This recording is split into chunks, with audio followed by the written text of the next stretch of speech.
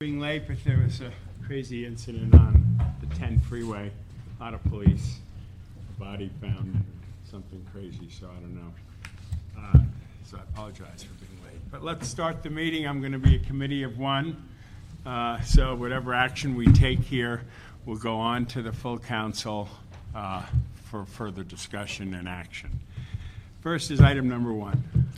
Under item 1, the mayor submits for council approval his appointment of Ms. Candace Cho to the Los Angeles Convention and Exhibition Center Authority Board of Commissioners for a term ending on January 16, 2013. Ms. Cho would fill the vacancy created by the mayor's decision to appoint Mr. Robert Lesson to the Board of Planning Commissioners. The City Ethics Commission staff have reviewed Ms. Cho's statement of economic interest, and the report was delivered late yesterday. You have copies before you. Well, good morning. Good morning. Welcome. Thank you very much. Tell me, you live in my district somewhere? I do. Where do you live? I live in Brentwood, just north of San Vicente. Very good, very good. Well, I'll tell you all about the bus-only lane, but that's another discussion. Okay, what does this appointment mean to you? I think it's a great opportunity for me to use my expertise and skills in giving back to the community of Los Angeles. I think that there's a lot of interesting things happening around the convention center, and I think that it's an exciting time, and would be honored to be a part of it. When you say your expertise and skills, explain what they are. Well, I'm a corporate transactional attorney with Gibson, Dunn & Crutcher. I focus primarily in capital markets and mergers and acquisitions. I've worked on numerous bond financing transactions in particular. And prior to going to law school, which was years ago, I worked as a money market trader. So, when you look at the conversations that we're having with AEG, the questions I'm asking, and I'm going to be holding a town hall on the 27th of this month. It's a Monday in Mar Vista, where Tim Lewicki is going to make a presentation to about 50 to 100 people who are from my district, who know how to make a buck and how money works and how all those things happen. If you were in the room there, what questions would you ask, and what's your sensibilities right now about his proposal? overall, I think that if it's done in a proper manner that minimizes the impact to the city's general fund, I think it could be a great opportunity for the city of Los Angeles. I think I've had the opportunity to meet with convention center staff, and I know that they would be very excited to have the upgrade with a new convention center hall.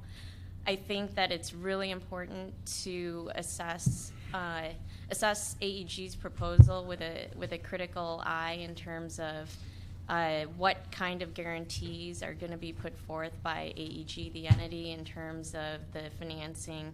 It's a huge amount of money, and I know that AEG has a lot of cash, but not everybody has $1 billion to put up for the stadium. So I think it's very important to understand the financial wherewithal and how AEG intends to support its obligations, and understand how the agreement with the city is going to work in terms of how, what types of credits are going to be applied to the proposed debt service, and just make sure that it in fact is a fair deal to the city. So I think, from what I've seen, I think it's too early to tell. I think it's just the devil is going to be in the details. So. I like all that. We have a $47 million annual debt interest on the bond we now have, and it obviously impacts the general treasury. Mm-hmm. And we have a hard time dealing with basic services in this down economy right now. What role do you see you playing in that? Do you see the Convention Commission having a role looking at what we do, or you look at it at a distance? How do you envision yourself in that mix? You know, I'm new to this process, so I am still learning about how the Convention Center Authority works and exactly what the scope of its authority is.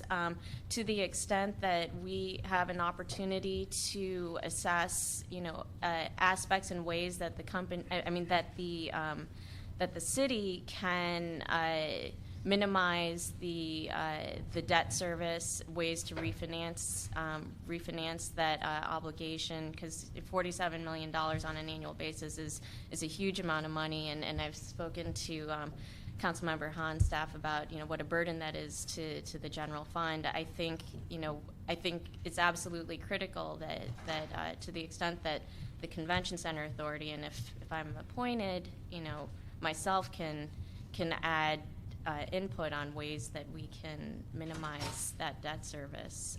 I think it's something that's absolutely worth exploring.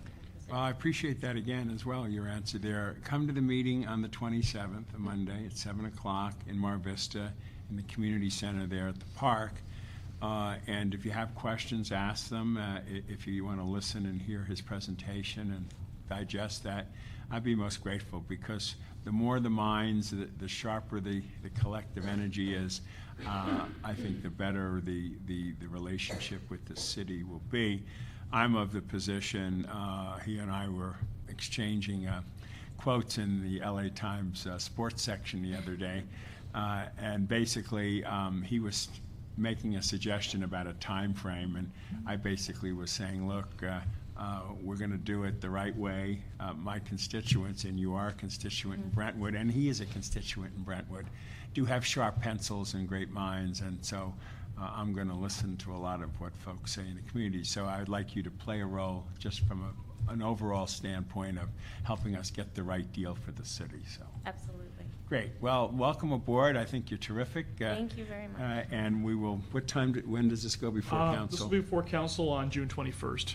June 21st, great. Okay. And then by the 27th, you'll be brandly minted and together. Thank you very much for Thank stepping you. forward. We Thanks. appreciate it. Nice to meet you. Item number 2. Under item 2, the Board of Airport Commissioners submits for council approval a lease and license agreement with Alaska Airlines for the use of premises for the operation of an airline terminal in Terminal 6 at LAX. The license provision is for the use of airline joint use areas and common areas, which are controlled by the department in Terminal 6. The lease and license agreement would have a term of 10 years. The CAO has completed a report. Good morning. Good morning. Good morning. Give us an update. Tell us what this is about. Oh, yes. Well, Mr. Rosendahl, my name is Bill Just Kreitz. Bill, yeah. Oh, Bill. Our councilman. I'm Bill with the CAO's office. This is a 10-year space and lease license agreement with Alaska Airlines. Why 10 years, by the way, not 5 in a renewal? Why 10? You know, I believe that's the time that, as far as I can tell from talking to the airports, that is basically the amount of time for the payback. That basically Okay. it comes out to a perfect payback period for them. There were 30-year leases that this is basically superseding, and the department found that 30-year leases was basically too long a time Very good. for them for other purposes. But basically, it's for a relocation of Alaska Airlines from their current location in Terminal 3 to Terminal 6. It also allows them to expand their passenger processing operations. It allows the department, for Alaska Airlines to do some major, long overdue renovations to that terminal. It's basically front funding as well. Alaska Airlines will be front funding this renovation effort, with LAWA purchasing certain of those renovations back from them as they're completed. It's sort of a 10, or not sort of, it's a 10 component or a 10 phased process over the next year. The other thing, Front funding, how much are we talking about? $271 million. Good, great. Yes, and the other thing it does is it allows for the settlement of litigation between Alaska Airlines and LAWA for some disputed terminal charges going back to 2006, 2007. And this lease is part of that settlement agreement and allows them to proceed with that and resolve all the litigation that's currently pending. So you're comfortable? We are comfortable with this, yes, we are. Thanks, Steve Martin from Morning, LAWA. Steve. Yeah, the investment in the terminal in Terminal 6 is one of the least appealing terminals right now at the airport. And it's on the south side. needs a lot of investment. This is a $271 million investment that Alaska is sort of facilitating. Part of the structure of the deal was to shorten the lease as much as possible. And even though it's 10 years, we also have a lot of facility controls in the lease that, to the extent facilities are underutilized, we can either recapture them or cause Alaska to sublease to other airlines. So we won't be underutilizing facilities like some of the old 1980s leases did produce. Regarding the litigation, I'll point out that Alaska was one of 6 airlines that was involved in litigation with LAWA from a rates and charges case in 2007 that's gone through all kinds of courts and appeals and is back at DOT, and we're pretty happy to settle it out because it's sort of an obsolete piece of litigation that we're just trying to get our way through. So the deal's pretty important to us in terms of improving terminals. It will do a lot for passenger convenience, and there are a number of elements of the project, of the 10 parts that were discussed, that are security improvements and passenger convenience improvements. Is Alaskan Airlines in the room? Yes. Come on up. Introduce yourself and give me a few lines on how great your airline is. I mean, full disclosure, I fly when I fly, but I do like to take Alaska down to Puerto Vallarta. It's a good flight. Well, Yeah. Scott Kimball, Manager Airport Affairs, Alaska Airlines. And Mr. Councilman, thank you. Alaska Airlines signed a 10-year lease with Los Angeles International Airport. With this lease, this will allow us to relocate from Terminal 3 to Terminal 6 and do some improvements, as Steve said. Some of those improvements will be the expanded security checkpoint, the additional queuing area for that, inline baggage screening and outbound baggage screening, additional FIS gates, common use system, Alaska Airlines boardroom and support space, and also the installation of Alaska Airlines Airport of the Future ticket counter. So at this time, I appreciate it, being able to speak in front of you, and happy to answer any questions. Great. Do you see using more terminals, bringing in more planes? You eventually see more routes coming out of this new location?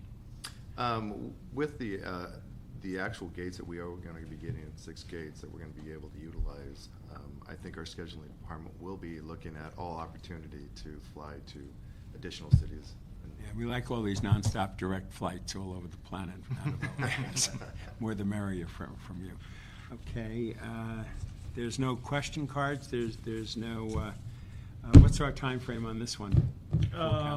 This will probably go to council sometime next week, probably Tuesday or Wednesday. Does that work for everybody here? Oh, yeah, Great. great. Great. Okay. Well, thank you all very much. Thank you. Sure. See, we're moving right along, folks. Now we have 3 concession items. Yes. We have item 3, 4, and 5. Is that right? That's correct. Can we do them all together? Is there any problem with that? No. Okay, let's do all 3 together. Yes, item 3 is the concession agreement with CMS Camacho Ventures, a joint venture for food and beverage concessions in Terminal 7 and 8 at LAX for a term of 10 years. Item 4 is a concession agreement with Host International for food and beverage concessions in Terminal 4. And item 5 is a concession agreement with DNCTHS/M/D, a joint venture for food and beverage concessions in Terminal 5 at LAX. All are for a term of 10 years. The CAO has prepared a report on all 3. Very good. Good morning. Give us a pitch on all 3, and then we have 2 constituent calls there. I want to speak about it. Okay, go for it. Oh, well, we're very excited. As you know, Morning. good morning, Debbie Bowers with Los Angeles World Airports. As you know, late last year, we awarded all but 3 food courts with a couple of coffee concepts. So we went through the whole process again with the RFPs and have selected Camacho and Host and DNC for respective terminals 7 and 8, 4, and 5. They are bringing some interesting concepts, and we're very excited to have them aboard. When we went through that process, which was long meetings, lots of people in the room, there was a different sensibilities at that point. What changed the dynamic here? Somebody mentioned the financing, the depth. Explain why you picked each or how that came to this point. we broke up the food court was one big, large package. Yeah. So we broke it down into 3 separate packages. Once we went back and we listened to the Board of Referred Powers and went back and evaluated it, we decided that it may produce more competition and allow for more awards if we did break them up. And we did think that the packages, once they were broken up for each terminal, were big enough for an award for each company. So that's why we separated them. Then we went through the whole process, and we do think for your one question is that this did make it more financeable for especially small companies.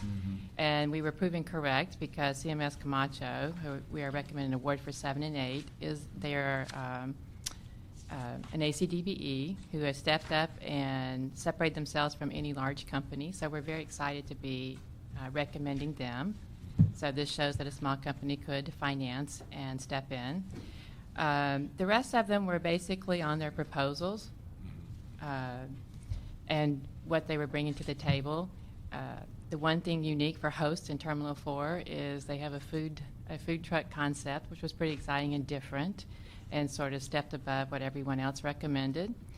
D and C we're very excited about, and they are going to be in Terminal 5, and they are bringing the original farmers market concept. And so every unit in the food court will be from the farmers market, will be a tenant that's currently at the farmers market or will always be at then current at the farmers market. So with the concepts and the proposals and the financial returns and the investment, that's how we chose all 3 of these. Okay, let me just run through my questions, and are you going to fill out a card to speak? I already did. Okay, Am I fine. supposed to turn it in now? Yeah, please, yeah. I don't know what item you're on, but you were probably 3, 4, or 5. Thank you. Okay, let me just, for the record, for each of them, explain the process that you used. It was an RFP process. The request for proposal was released in October. They were due in December. We had an evaluation panel. The criteria consisted of the criteria page. The overall qualifications and experience of the proposer, the capital investment and improvements they were recommending, the brand and the concepts. How did they go about developing those brand and concepts, and how are they going to promote them? Management and operations plan, their customer service plan, the financial capacity to do the investment and to maintain operations, even in a downturn, and the return to LAWA. So those were the criteria. We had 5 people on the evaluation panel, which consisted of the Steve Martin, the Chief Operating Officer, Samson Mangusta, who's the Deputy Executive Director, myself, Mike Molina, who's another Deputy Executive Director, and then we had an outside party from United Airlines sitting on it. We also had an independent industry person from ACI sitting on to review the process and to report to the Executive Director how we went through the process and the questions and everything, and to assure her that we did it fairly. We did interviews in, I want to say March, and did our evaluation amongst the panel, and these were the recommendations that we took to the board. And is this process, obviously it is, but how is this process different than the last one? The criteria changed somewhat, and that criteria changed on the fact that listening basically to the Board of Referred Powers and what was important to you through that process. And also because we split the packages up, there was a little bit emphasis that were different on how we set up the points. Other than that, it was a request for proposal, and we got the proposals and did the same process as we did before. Oh, there was a different evaluation panel. And who was on that panel? The ones you just mentioned? Yes. Okay. All right. Are there any protests or appeals right now? No, there's no longer a protest. There was one, and the city attorney found that it was defensible, and the board decided that they would award the packages. Please. Good morning. Good morning. Tim Daze with the City Attorney's Office assigned to the airport. There was a protest that was submitted. The Board of Airport Commissioners listened to the protest and ruled against the protester. And On what grounds, if you can share? the protest itself the protest was saying that the financials of one of the poser, CMS Camacho, were not strong as their financials. That was, and then they also said that there was some mimicking done of their proposal by the ones, which was not. That's kind of like a throwaway, so to speak. The board listened to the protests, reviewed the letter that was submitted by our office to the board as an attorney-client confidential document, and our recommendation was made to the board, and they listened to the protests, and they found that the protest was not something they could honor, and they awarded the contracts that are before you now. And are you comfortable that there might not be litigation after this? Well, You never know, obviously. and there's always a possibility of litigation, but I believe the litigation was brought that the city would be successful in defending it. Okay, all right, that's cool. Why don't you all just kind of pull to the side a little bit, but I want you to hear the public comments, and then I want you to be able to respond to them. Rod, I don't know which one you're against. It doesn't say. All of them. I figured. So come on up, and then we had, is Steve Johnson, are you here? I'm here, but I'll pass. Okay, and then there's Bob Stanton. Okay, fine, all right, okay. Good morning. Good morning, Councilman. How are you? I'm listening for your energy now. I'm fine. Well, you know, the energy is almost sucked out of me through this process. It's been a long process, 3 years. Never been involved in anything like this in my life, and I've been involved in a lot, Councilman. I just want to say in my opening, right, you know, that this process, I've never experienced anything like this. I mean, where you go through 3 years, right, of putting your best foot forward in the media and, you know, lobbying with you, councilmen, and all the other council people, and doing everything that we can do. And SSP brought forth a unique package of what really constitutes Los Angeles. Bertha's, for example, you know, we've been in the business 45 years, right? 45 years, it's a long time. La Serenata, the same way. Parks Barbecue, these were historic selections that were designed to reflect Los Angeles's diversity. And, you know, I mean, it's a testament to our success that we've been around for so long. And to win, the first panel, Councilman, the first panel said, yes, you win. Hands down, it wasn't even close. Executive director was all behind us, and everybody's saying, yes, yes, you win. You're the best for LA. Am I on a timer? That's okay, but keep going. Oh, I'm sorry. I would have That's all right. shortened it, but if I could have. Yeah, go ahead. But thank you for the extra time. You know, they said that you win, and then all of a sudden, we won by a large margin also, right? Then all of a sudden, they protest, and through intense lobbying, and the lobbying is powerful. I mean, I've never seen anything like that. I want to congratulate all the lobbyists. You guys are tough.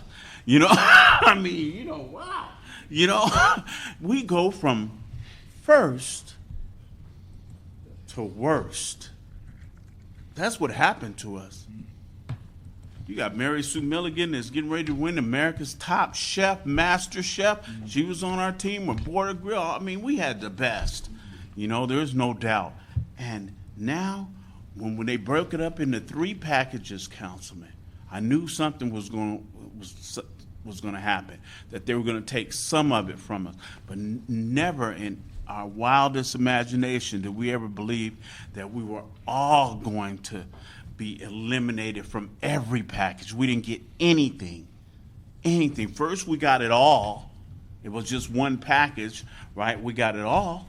Then, when they broke it up for the protests, right? We get none, zero. And these historic selections are first time African Americans were going to be represented in LAX in 80-year history. And we fly. African American, we fly, right? We were going to be represented, and now nothing. Same thing with the Koreans, with Park Barbecue. First time they were ever going to be, represented. Nothing. And after going through this year and being selected and saying to all our people, races of people, and now you're going to be included. Now, finally, you'll be able to get some of your food and take it on the plane with you, and have to turn around and tell them, no, you're not. It's heartbreaking, sir. And I just want to say that, after the second riot in 1992, when this city burnt to the ground, right? Media come to me and ask me, why is it that black people are burning down their own communities? That was a big question that everybody had. And I have to say that I think it's painfully clear here, and they are aware, all of them are aware, that it's not we never were really included in this community. We never really were deemed a real partner, and this makes it clear. Thank you for the extra time, sir. My pleasure, Chef. Thank you for your comments, too.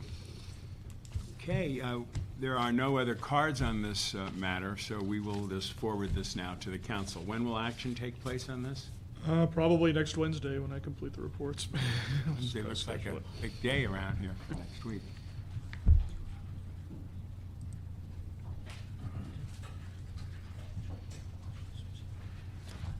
Okay. All right, we're down to a couple of more issues left on the docket. What's next? Item 6, the Board of Harbor Commissioners submits for council approval the First Amendment to an agreement with HDR Engineering for engineering design services for the C Street I-110 access ramp improvements project.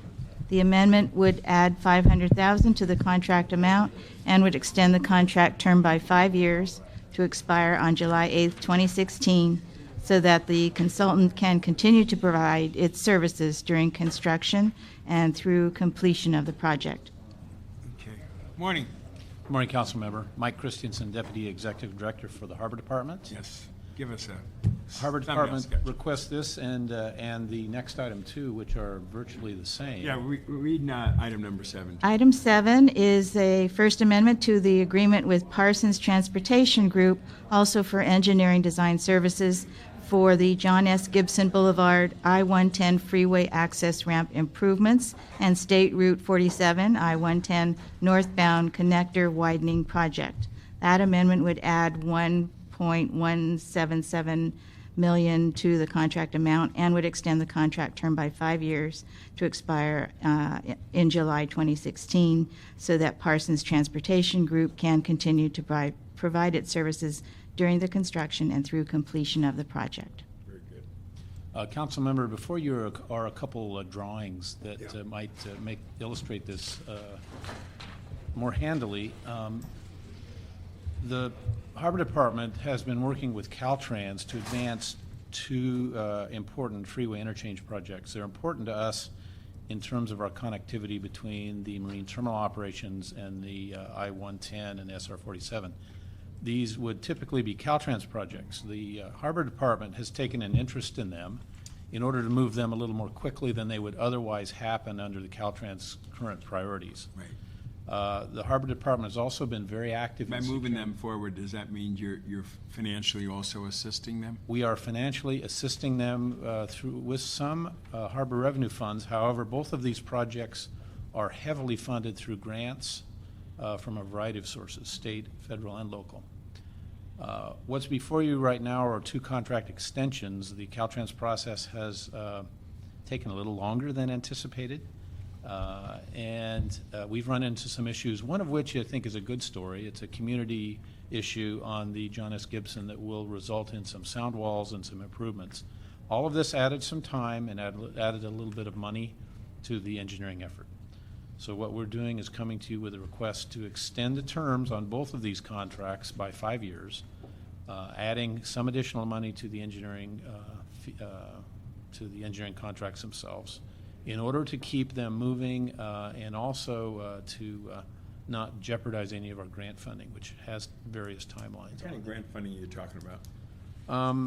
On the C Street, we've got a variety that includes a Metro grant of $6.6 million, and then one of our real success stories, I think, the state TCIF or Prop 1B grant, which we were successful in getting to the tune of about 8.3. Terrific. So that's about a $28 million project with about $15 million of grant funding. The other has the same mix, plus has some federal T21 money in it. How much on that? On the John S. Gibson, give you the breakdown.